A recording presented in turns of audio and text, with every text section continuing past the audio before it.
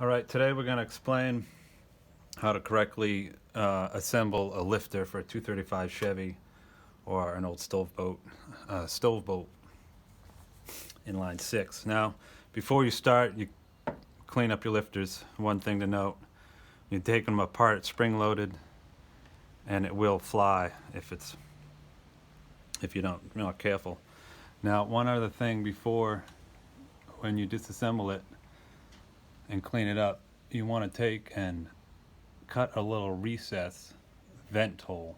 Part of the problem's right there. I just did that with a Dremel. Part of the problem with these old lifters is they can get air trapped in them and it makes the lifters clack. So that's just a real small hole, and in the very corner here, that's only about 5/1000 air passage right there, the cut. So you have to get that.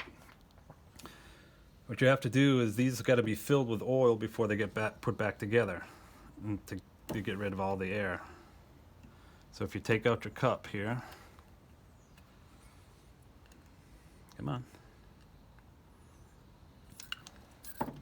Okay, there's a little check valve that's in there, that's all cleaned up. You want to take and fill your lifter about halfway with oil. If you put more than that, it's just going to overflow the outside. But you want to make sure that's loaded. And see these two holes? You want to line those up. And see, now if I try to push that down, it's not going to go down because the check valve's holding it. I'm going to take a screwdriver. I'm going to push that down. Reach in with a pick and gently hit the relief valve. And that's going to go down. Now I'm pushing on the screwdriver, not the pick. So you push that down close to the bottom, grab a drill bit. I think this is like a, I don't know, an 1/8 maybe.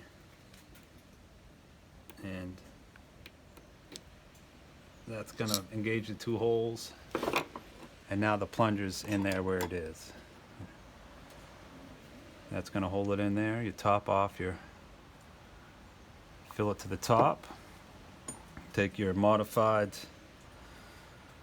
cup and stick that down in there. Now, the original clip looks like this. Original retainer clip, very thin. A lot of times you check right here. This can be worn out and gets thin. That's when they break. You can't adjust your valves if that happens. But you can use a 3/4 C-clip. But you got to modify the clip, right? Let's see, right there. Take off some of this with a Dremel because it's going to hit the bottom of the push rod if you don't. Or alternately, you could grind down some of the bottom of your push rod if you want to do that. Now, these things are kind of a pain to get in.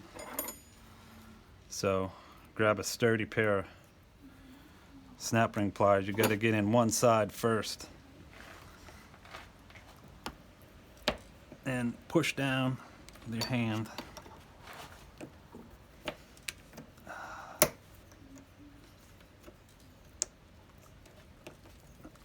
I was pushing down my finger, and then you can finish it off with a screwdriver.